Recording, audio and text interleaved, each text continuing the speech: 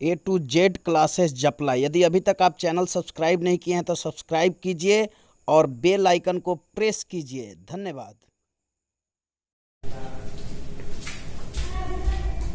चलिए आज झारखंड भूगोल को आगे बढ़ाते हैं और नदी घाटी परियोजना हम लोग झारखंड का पढ़ रहे थे। आज उसका पार्ट 2 पढ़ेंगे, जिसमें स्वर्ण रेखा नदी घाटी परियोजना पढ़ेंगे, मयूराक्षी परियोजना पढ़ेंगे, कोयल कारू परियोजना पढ़ेंगे और उत्तरी कोयल परियोजना पढ़ेंगे।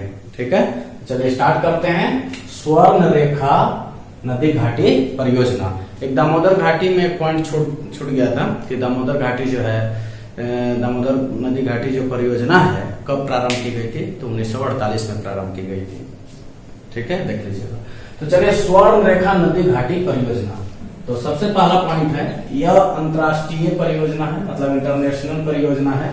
ऐसे क्वेश्चन अगर पूछा जाएगा कि एक अंतर्राष्ट्रीय परियोजना का नाम बताएं जो झारखंड राज्य भी उससे लाभान्वित होती है, तो आपका जवाब होगा स्वर्ण रेखा नदी घाटी परियोजना। दूसरा पॉइंट है, यह झारखंड, बंगाल, उड़ीसा तीनों राज्य की संयुक्त परियोजना है। ठीक है, तो जैसे दामोदर घाटी परियोजना जो था वो 2 राज्यों की संयुक्त परियोजना था, पश्चिम बंगाल और झारखंड। तो ये 3 राज्य इसमें आ रहा है, बंगाल आ रहा है, झारखंड आ रहा है और उड़ीसा आ रहा है। तो ये तीनों राज्य की संयुक्त परियोजना है। कौन परियोजना? स्वर्ण रेखा नदी घाटी परियोजना। उसके बाद कह रहा है कि इस परियोजना की शुरुआत सन 1982 ईस्वी में की गई। ठीक है, याद रखिएगा तिथि 1982 ईस्वी। तो स्वर्ण रेखा नदी घाटी परियोजना की शुरुआत कब की गई? 1982 ईस्वी में की गई। कह रहा है इस परियोजना को वर्ल्ड बैंक की आर्थिक सहायता से चलाई जा रही है।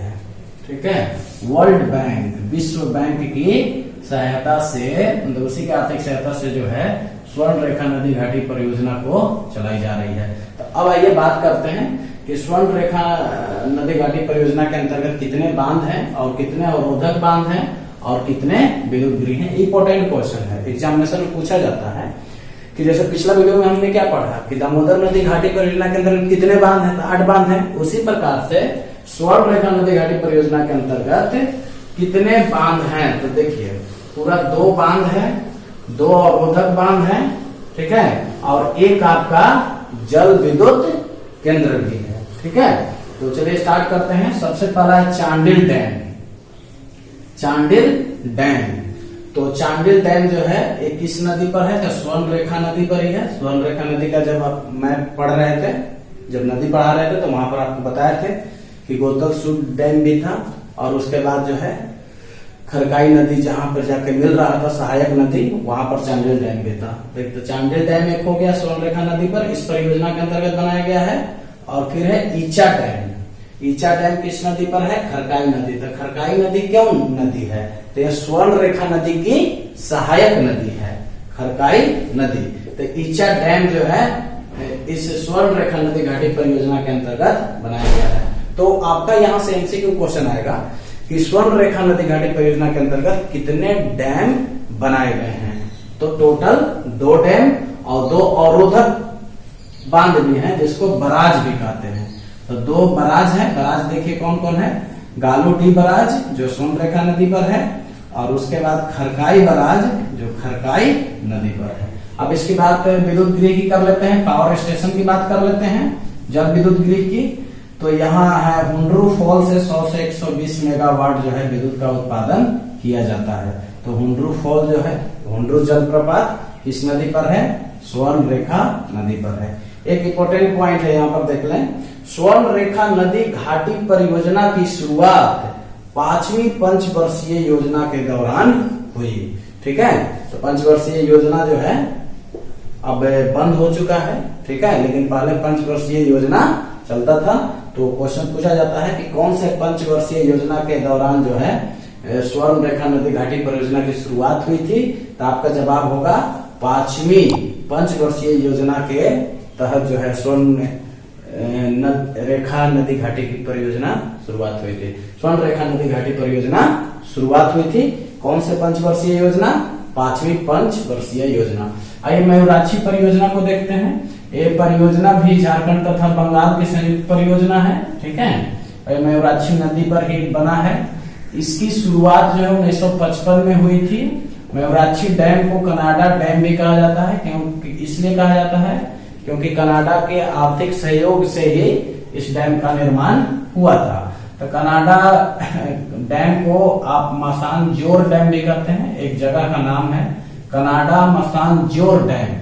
ये दुमका जिला के अंतर्गत है, दुमका जिला में बनाया गया है। तिलपारा अवरोधक, देखिए ऐसे क्वेश्चन यहाँ से बना सकते हैं कि मयूराक्षी नदी घाटी परियोजना जो है इसके अंतर्गत कितने डैम है, तो एक सिर्फ डैम है और एक अवरोधक डैम है। बस आपको ऐसे याद रखना है कि एक डैम है और एक बराज है, मतलब एक बांध है और दूसरा अवरोधक बांध है। तो बांध का नाम है कनाडा या मसानजोर डैम जो दुमका जिला के अंतर्गत है, और एक है तिलपारा अवरोधक बांध, मतलब तिलपारा अवरोधक बराज भी इसको बोल सकते हैं, जो तिलपारा में ही स्थित है।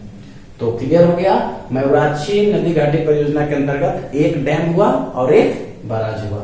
उसके बाद कोयल कारो परियोजना, देखिए कोयल कारो परियोजना की शुरुआत जो है 1973 ईस्वी में की गई थी, लेकिन जनता विरोध के कारण इसे 2003 में बंद कर दिया गया। तो अब बंद ही पड़ा हुआ है। 2 फरवरी 2001 में तोरपा ब्लॉक में एक विरोध प्रदर्शन हुआ आम जनता की तरफ से, जिसमें झारखंड पुलिस के जवानों द्वारा जो है गोली चला दिया गया, जिसमें जो है 5 लोगों की जान चली गई। एक इम्पोर्टेंट फैक्ट है, याद रखना है कि कोयल कारो परियोजना जो है 1973 में शुरुआत हुई थी, लेकिन जनता विरोध के कारण जो है 2003 में इसे बंद कर दिया गया। अब आगे पढ़ते हैं उत्तरी कोयल परियोजना। देखिए बहुत ही इंपॉर्टेंट है करंट अफेयर्स के भी दृष्टिकोण से, कि ये करंट में भी पूछा जा सकता है। तो देखिए इसकी शुरुआत जो है 1972 ईस्वी में की गई थी, लेकिन पलामू टाइगर्स तथा बेतला नेशनल पार्क के क्षति को देखते हुए इसे 1993 में रोक दिया गया। ठीक है, देखिए शुरुआत जो है 1972 में हुई और 1993 में इसे रोक दिया गया, लेकिन जब नरेंद्र मोदी सरकार बना 2014 में, तो 2016 में एक बार फिर से कैबिनेट बैठक में इस परियोजना में जो मंडल डैम था इसको लेकर जो है वित्तीय विभाग की तरफ से अधिसूचना जारी हुआ कि इस डैम को फिर से जो है पुनर्जीवित किया जाए। तो अब जो है उत्तरी कोयल परियोजना के अंतर्गत मंडल डैम की शुरुआत 5 जनवरी 2019, ये तिथि याद रखेंगे, 5 जनवरी 2019 प्रधानमंत्री नरेंद्र मोदी के द्वारा की गई। तो अब जो है मंडल डैम में काम लग चुका है। अब यहाँ से फैक्ट ये है कि मंडल डैम जो बन रहा है उससे कहाँ कहाँ का क्षेत्र जो है सिंचाई लायक होगा। तो इस डैम से पलामू, गढ़वा तथा बिहार के 2 क्षेत्र इससे सिंचाई होगा, औरंगाबाद, गया में सिंचाई का कार्य होगा। तो इस डैम से जो है पलामू में पानी जाएगा, ठीक है, पलामू में सिंचाई होगा, गढ़वा में होगा तथा बिहार में 2 क्षेत्र में होगा, औरंगाबाद और गया। तो ऐसे अगर देखा जाए हेक्टेयर के हिसाब से, तो सबसे ज्यादा जो है क्षेत्र औरंगाबाद गया को कवर करेगा। मतलब इस डैम से ज्यादातर जो अगर एडवांटेज की बात करें तो बिहार को ही हुआ है।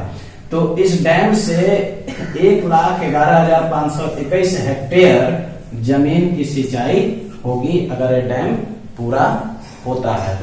तो आज हम लोग देखें नदी घाटी परियोजना, झारखंड के नदी घाटी परियोजना के अंतर्गत हम लोग दूसरा वीडियो आज बनाए, और इस वीडियो में हमने देखा स्वर्ण रेखा नदी घाटी परियोजना, दूसरा देखा मयूराक्षी नदी घाटी परियोजना, और फिर कोयल कारो परियोजना, और फिर उत्तरी कोयल परियोजना, जिसमें से ये इम्पोर्टेंट है और ये भी इम्पोर्टेंट है। हमने फर्स्ट में देखा था दामोदर घाटी परियोजना, दामोदर नदी घाटी परियोजना। तो इसमें से 5 टोटल इम्पोर्टेंट थे, इम्पोर्टेंट को अलग से बता दिया गया है। ऐसे बाकी जो है आप उसको रीड करेंगे, केवल रीड ये करना है कि आपको ये जानना है कि कौन सा परियोजना कहां पर है केवल, और ये जो परियोजना है इसी परियोजना से हमेशा जो है प्रश्न पूछे जाते हैं। तो ये सेकेंड वीडियो था झारखंड की नदी घाटी परियोजना का। अब हम लोग देखेंगे झारखंड की खनिज संपदा, मतलब कि झारखंड में खनिज कौन कौन पाए जाते हैं, वो किस शहर में पाए जाते हैं और उनकी क्या महत्व है, इसके बारे में हम लोग जानेंगे नेक्स्ट वीडियो में। झारखंड की खनिज संपदा।